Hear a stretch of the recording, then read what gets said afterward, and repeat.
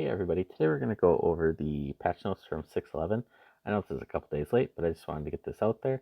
And also, after this little clip, I'm actually going to smash the other patch notes at the end of this, so you'll get another little intro because I had already recorded it. I just hadn't put it together as a video. I was kind of waiting to see if anything else came out this weekend, and it did. So I just want to put it all together because a lot of these patch notes are very small and they're not worth making an entire video on. But if you guys do want to see them all as small 2-3 minute videos, let me know and I can definitely make sure that to keep that up. Otherwise, I'll just in the future combine them all together so they're all, it makes about a 10-minute video or so. So this patch note is from 6.11. It's kind of a runes type or runes focused patch, but so they optimize the performance of the chat system. So basically, I don't know if a lot of you have noticed your chats may lag or they may randomly just disappear. They kind of fix that so it doesn't happen as much. Still happens, but they're working on it, so that's good to know. And then they did some changes to runes. So the at peace status lasts up to 60 minutes, and when giving up the ownership of the rune, the at peace status follows the actual remaining time of this status. So what this means is that you can no longer abandon a rune and then have another alliance immediately take it over.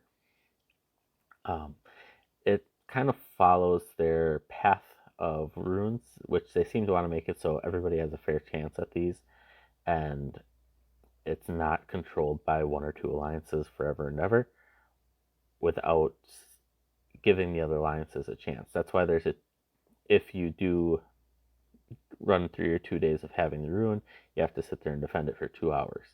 And you can just sit there and take a beating and very quickly lose it. So this definitely follows that. There's still some work to be done with that because there's still a lot of exploits with it. Basically, the fact that it can just come down to a last chance draw of who gets it is still an issue, but they are working on it, and they are seeming to want to make it a equal event all around. I think the best option for that would still be to do something like silos or something like Capital, where if you control it for 15-20 minutes, you have it for a week instead of doing it every 48 hours. Every 48 hours is a really time-consuming thing with how many runes there actually are. Then the minimum CP limit is reduced from 100 EE to 40 EE. I think this is referring to transfers. I think basically what they're saying is if you're under 40 EE, it's the very minimum amount of transfers, and then it goes up after that. It used to be under 100 you could do for the minimum, but I think they lowered it to 40. That's what I think. Can't promise you on that one because I'm way over 100 already, so I can't speak to what that is unless I make another account and get it to level 80 really quick. But I have a strong feeling that that's related to transfers. The defense setting in the Warhol can now give formations for specific troop types, so I will show you that in a second. And then they fixed the silo bug where if you clicked on the silo or you were trying to do the silo event, it would actually show that it was at peace in the middle of the silo event. I had that happen to me a bunch the last silos, and you just basically, you couldn't march to it or anything. It just said at peace. So now the formation thing, if you go into your Warhol, so remember that's your little person icon here. So the one that looks like you're adding a friend. You click on that, you click on more options. And then you will see here that there is now a button for formations. So what this allows is if you want to use one of the two types right now, I'm sure there will be more, but of formations, you can. So this allows you to make it so, say you wanted your army to have more HP on defense, you could do that while your Navy and your Air Force are on more attack, so they could have the attack boost. Allows you to make a better setup defense and properly manage it.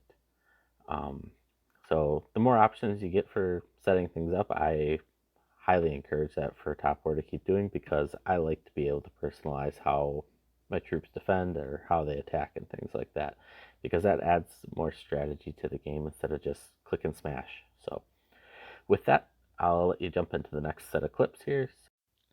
Hey everybody, today we're going to be going over the patch notes, and I know I haven't done these in a little while, but I thought I should kind of combine them all because they've all been smaller updates, so I didn't want to put out a video that basically just says, oh yeah, we fixed a bunch of bugs. So this update had a kind of bigger thing, so I might do this in the future. So the smaller updates, you might not see big videos, but I might just pin them together in a later video. So like with these two, we'll start at the oldest one here. So the patch note 6. So basically this is saying just a bunch of optimizations and bug fixes. So there's not a lot that happen. So optimizations when you're trying to fix units and the repair factory. So what that is they just kind of, when they say optimization, they just say they improved how it works. So they made it easier to select and how it looks. So nothing huge with that. Then the new rune level is increased to level 5. I'm not really sure what that means because there was always level 5 runes. Maybe they're referring to the level 3 runes being level 5. Not sure what that really meant.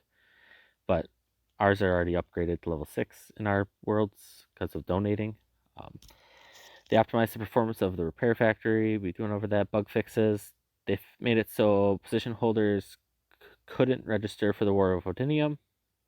Some of them weren't able to, so they fixed that because they're supposed to be able to. They've fixed the visual bug of the base building.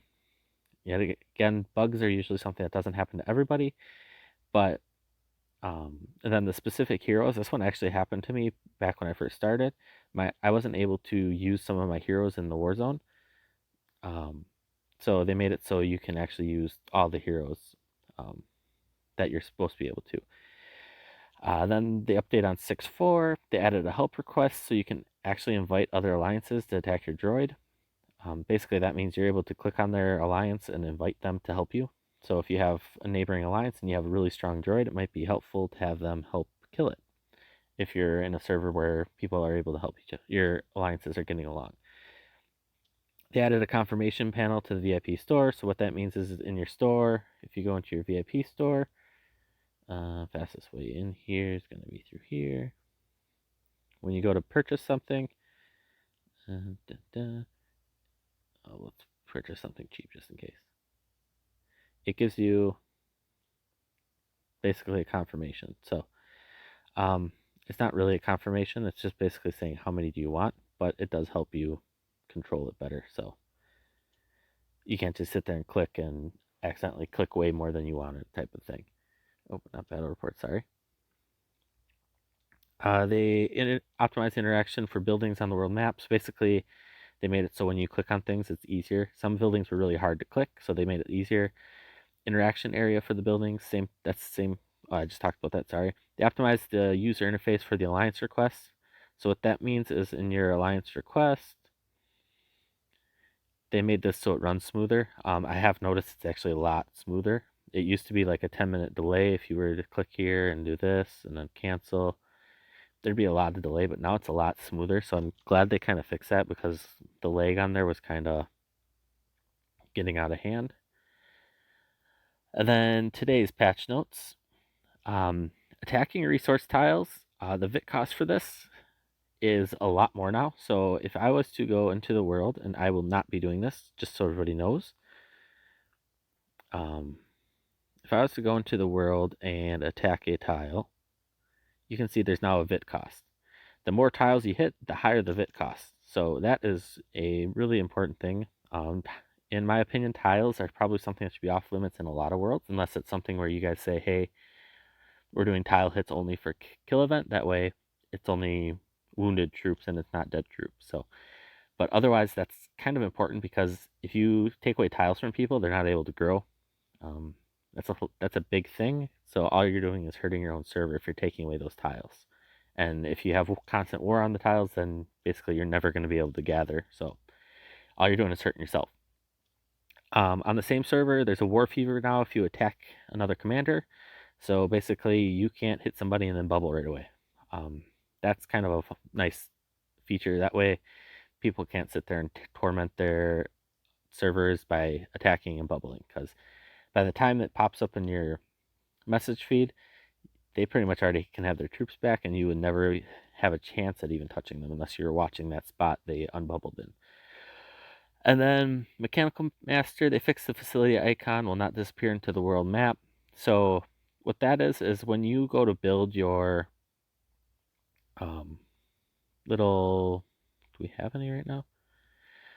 When you go to build these refineries and things, you get a little icon here that looks like a Capitol building or something. And when you'd come to the world map, a lot of times it would actually disappear. So it would like hide behind other things. So that's what that is. And then the last thing is the Final Strike Alliance will take ownership of the ruins. So from my understanding of that is whoever hits it when it's at 0 or hits that last percentage will get it. There were some glitches where it actually went on beyond that, so it was kind of weird. It was literally just a chance of luck. You couldn't time it or anything. It was just whoever hits it the most got the points. I will be releasing, just so everybody knows, I will be doing a droid thing here soon. I haven't done it yet because I just wanted to get all the information together before I made the video, so you can all see what everything to it at once and not just little bits and pieces here. I do know it's been in the updates. They did add mail to all for all R4s again too. Don't know if I said that in a previous update, but that's kind of all the updates right now. And I will try to get these out depending on how big they are. Hopefully soon the channel hits a big enough amount of subscribers so I can start leaving messages in chat, so I can say, hey, this update won't be out until blah blah blah date, or I'll add this update to the next one. Here's kind of the cliff notes of it. So I'll try to do that things in the YouTube channel for subscribers once I'm able to. Once I think it's 1,000 subscribers, I'm able to start doing the chats and things like that. If anybody knows otherwise, please let me know. I don't know a whole lot about how YouTube and all the things function, but I just wanted to get this video out for you guys, so hope you enjoy. Please remember to like and subscribe if you enjoy the content, and see ya.